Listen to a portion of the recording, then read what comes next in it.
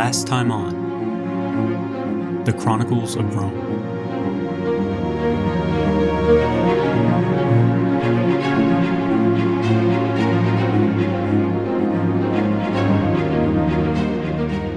We journeyed from the legendary founding of Rome by Romulus and Remus to the birth of the Republic in 509 BC and the chaotic wars that followed Caesar's assassination. It all culminated in the victory of Octavian at the Battle of Actium in 31 BC, marking the dawn of the Roman Empire and an era of unprecedented peace and power.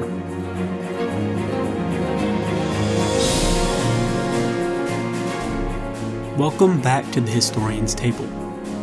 In this episode, we'll pick up with Augustus's reign and follow the empire through internal turmoil, the rise of a new faith, and ultimately, the first golden age of the empire. Join me as we explore the next major chapter in Rome's evolution, from imperial pinnacle to a profound religious and political shift.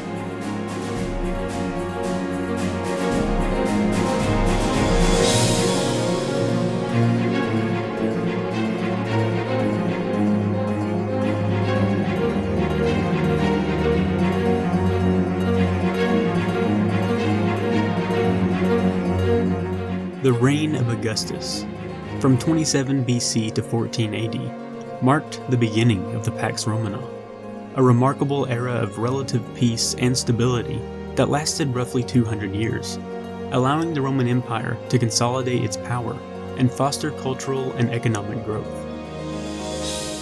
Born as Gaius Octavius, he had risen through the ashes of civil war, adopting the title Augustus, meaning the revered one, to signify his elevated status without overtly claiming kingship, a term still reviled in Roman memory from the days of the Republic's founding.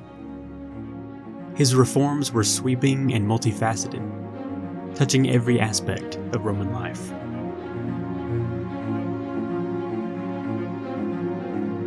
Militarily, Augustus professionalized the army, creating a standing force of 28 legions, each comprising about 5,000 men, loyal directly to the emperor rather than individual generals, which helped prevent the coups that had plagued the late republic. He established the Praetorian Guard, an elite unit tasked with protecting the emperor, though this force would later become a kingmaker in its own right. Borders were expanded methodically.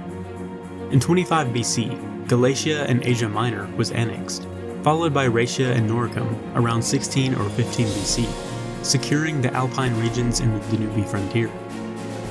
However, ambition met its limits in 9 AD at the Battle of Teutoburg Forest, where 3 legions under Publius Quinctilius Varus were ambushed and annihilated by Germanic tribes led by Arminius, a former Roman auxiliary. Augustus reportedly wandered his palace crying, "Varus, give me back my legions!" This disaster halted further expansion into Germania, shifting focus to defensive fortifications and consolidation, a prudent move that prevented overextension, but also sowed seeds of future vulnerabilities as barbarian pressures mounted.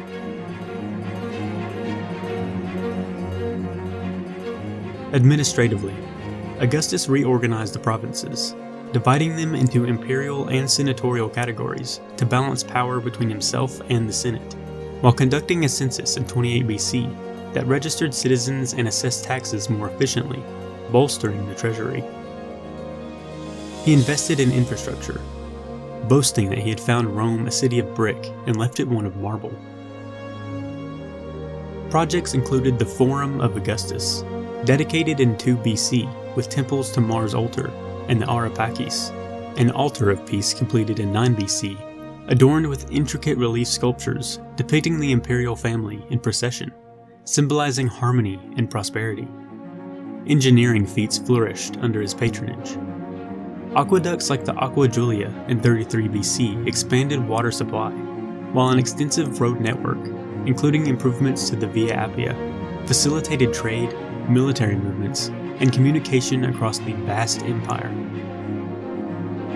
These developments not only unified distant provinces, but also spurred economic growth. with increased commerce in goods like olive oil, wine, and grain, flowing from Spain, Gaul, and Egypt. Culturally, the Augustan age was a golden era of Latin literature, heavily influenced by Greek models, but infused with Roman values of piety, duty, and civic pride. Augustus patronized poets like Virgil, whose epic Aeneid, completed around 19 BC, traced Rome's mythical origins to the Trojan hero Aeneas, subtly linking Augustus to divine ancestry and justifying imperial rule as fated by the gods. Horace's odes extolled moderation and the simple life, while Ovid's Metamorphoses wove tales of transformation from Greek mythology, though his irreverent Ars Armatoria led to his exile in 8 AD for offending Augustan moral reforms. Philosophy leaned toward Stoicism, emphasizing self-control and virtue amid political changes, though Epicurean ideas persisted in private circles. Art evolved with realistic portraiture and sculptures and coins, portraying Augustus as a youthful, idealized leader to propagate his image empire-wide.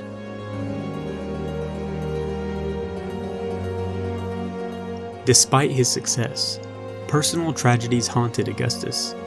His preferred heirs, nephew Marcellus in 23 BC, his friend Agrippa in 12 BC, and grandsons Lucius and Gaius in 2 and 4 AD, died prematurely, forcing him to adopt his stepson Tiberius in 4 AD, a man he viewed with reluctance but necessity.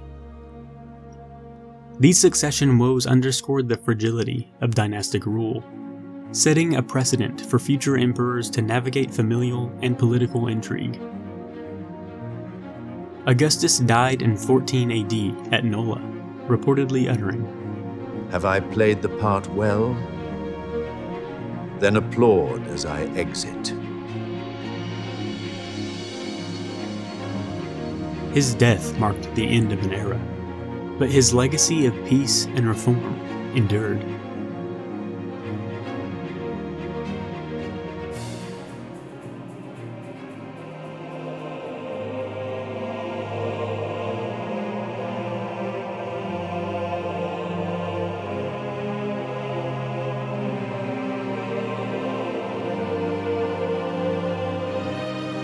Upon Augustus's death, Tiberius Claudius Nero ascended the throne, ruling from 14 to 37 AD as a seasoned military commander who had campaigned successfully in Illyricum and Germania, but one who accepted power with apparent hesitation, perhaps to gauge senatorial support.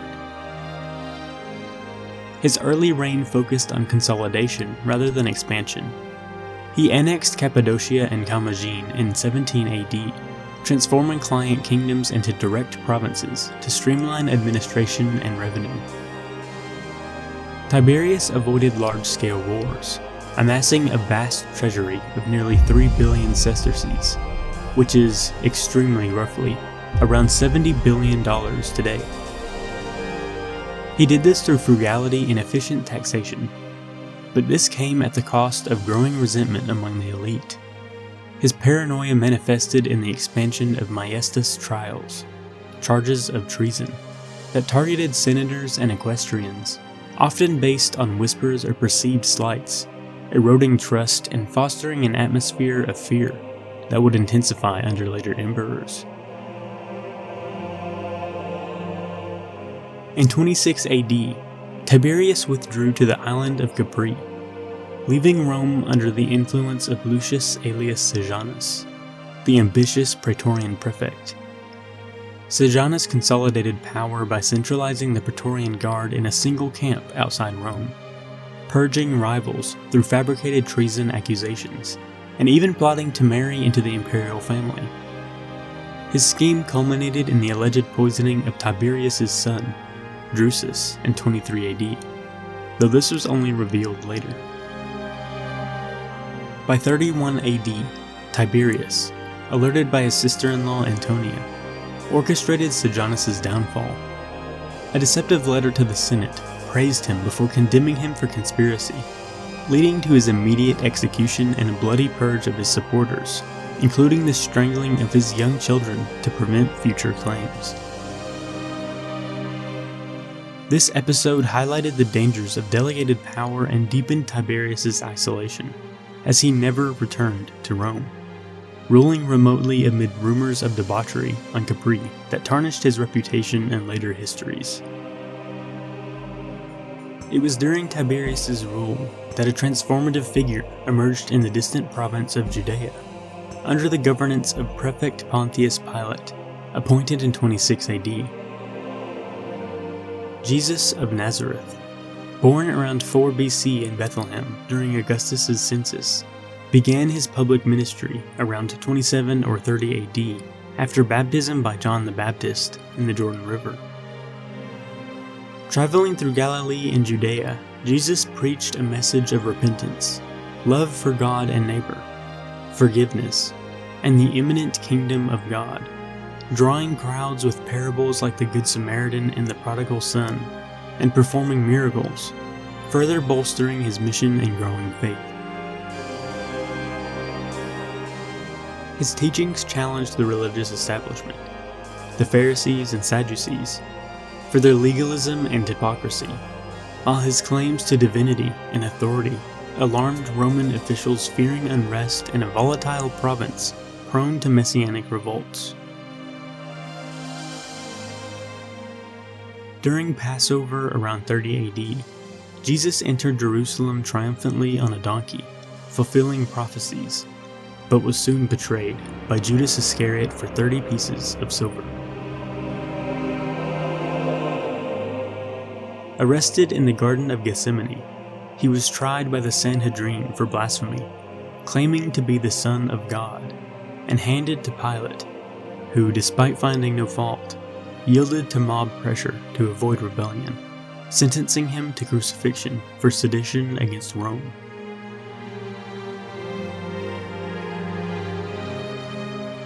Roman crucifixion was a brutal practice.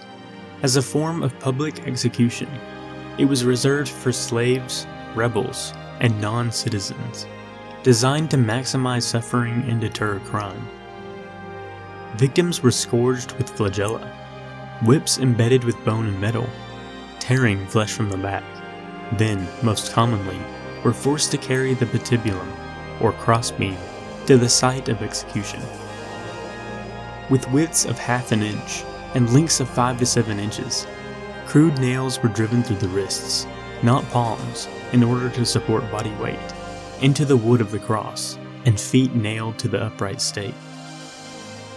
Death came slowly from asphyxiation, as the victim pushed up on nailed feet to breathe, often lasting hours or days. Guards broke legs to hasten death if needed. Jesus was crucified this way between 2 criminals at Golgotha, enduring for about 6 hours, his side pierced by a spear to confirm death. His body was placed in a tomb owned by Joseph of Arimathea, sealed with a stone and guarded by Roman soldiers.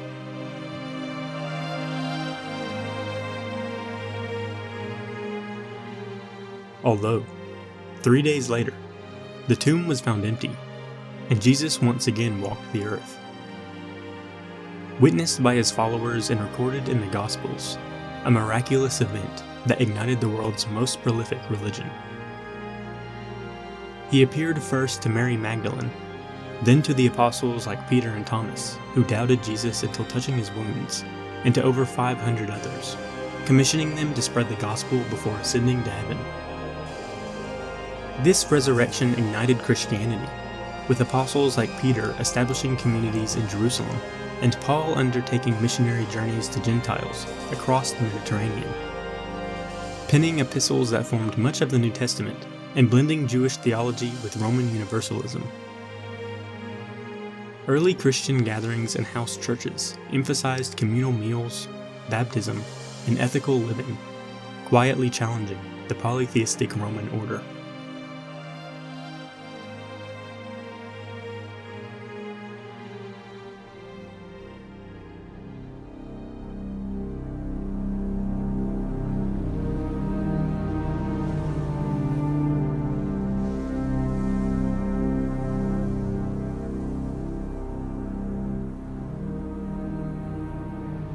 Tiberius' death in 37 AD, possibly hastened by suffocation amid rumors of poisoning, brought his grandnephew Gaius Julius Caesar Germanicus, better known as Caligula, to power.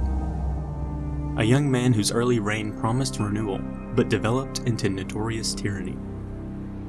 Nicknamed Little Boot from his childhood military camps, Caligula initially won popularity by abolishing treason trials, granting bonuses to soldiers, and staging lavish games.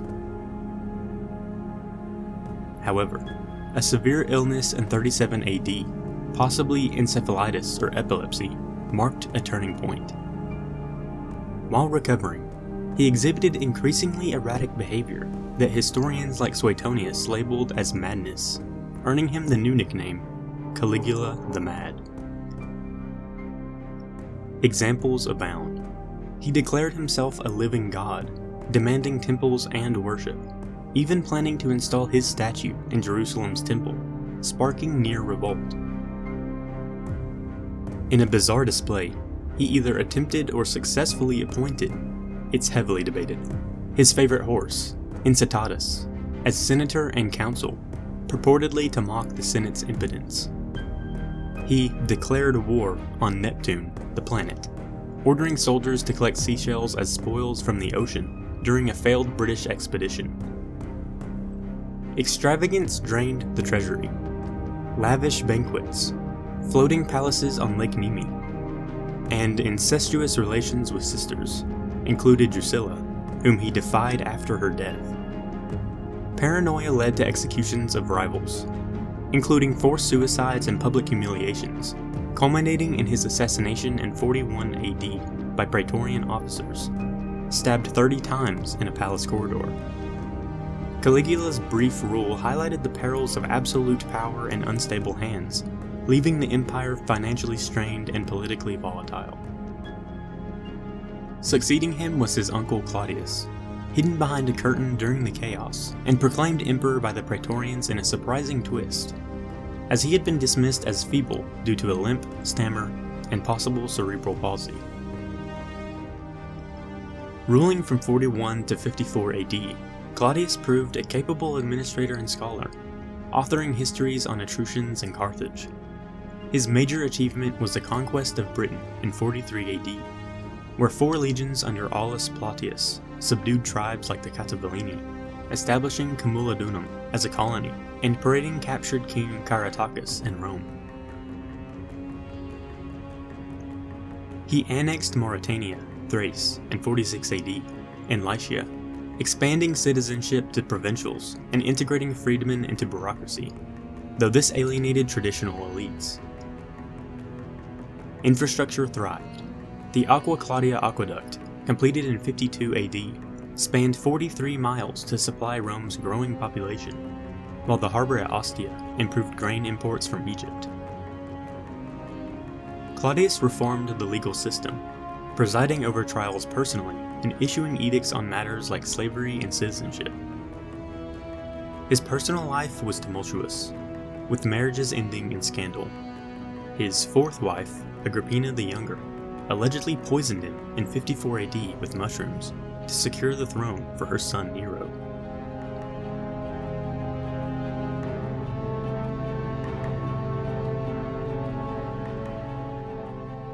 Nero, reigning from 54 to 68 AD, began under the guidance of mentors like Seneca and Burrus, implementing reforms such as tax relief and anti-corruption measures.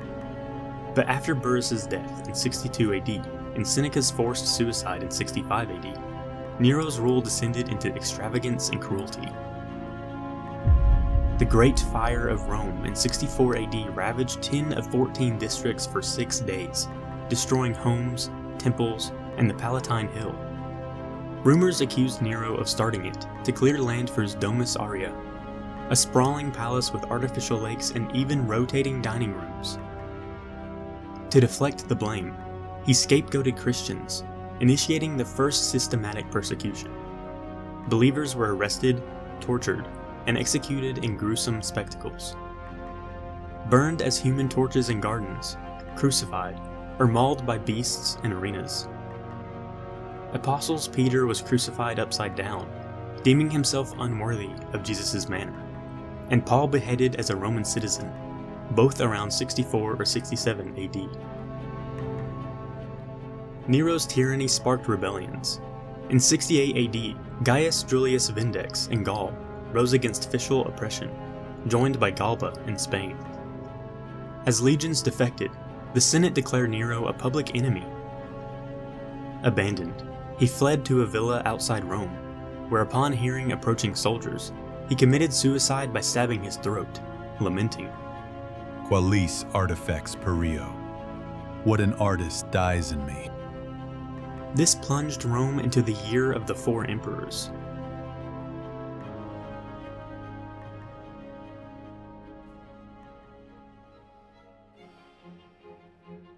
Nero's embers fade. Rome stirs on dawn's fragile edge. Dynasties rose, yet ruin hums soft beneath the wind. Millions lived. Their voices linger, bound in stone, defying time's cold hand. A faith sparks, rewriting fate's eternal hymn. Feel their weight, the lives carved in Rome's vast soul. Her final verse beckons. The Chronicles of Rome, Episode 3, December 2025.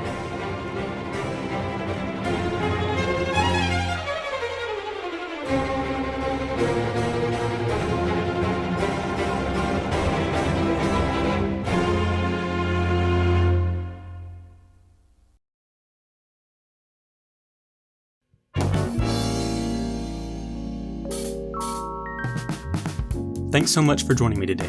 I'm your host Ethan, and I hope you enjoyed the video. This was by far my most comprehensive and challenging video to date, and I'm excited to share it with you. If you love diving into history with me, I'd be extremely grateful if you'd consider supporting the channel. You can like, share, and subscribe. Those simple actions mean the world and help me keep creating content like this. I'm also excited to announce that I've just launched a Patreon. If you'd like to take your support a step further and help me grow the channel, you can check it out at www.patreon.com/TheHistorian'sTable. You can follow me for free and receive periodic updates on videos with options to pledge for extra benefits, such as ad-free videos, your name featured in future video credits, early access to videos, and more. But no worries at all if that's not possible. Liking, sharing, and subscribing are amazing ways to show your support and keep the Historian's Table growing. Be sure not to miss episode 3 of the Chronicles of Rome by subscribing and clicking the bell. Remember, you always have a seat at the Historian's Table. Thank you for being a part of history.